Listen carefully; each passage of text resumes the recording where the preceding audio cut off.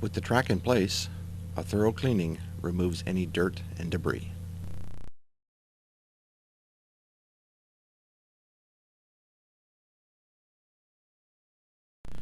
The installation is now ready for the lift.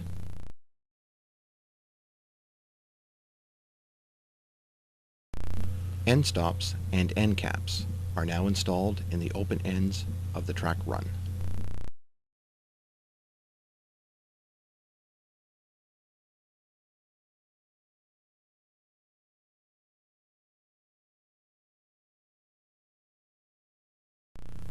The project concludes with the side-mounted lift battery charger snapped to the track in a convenient location, followed by the installation of its power supply.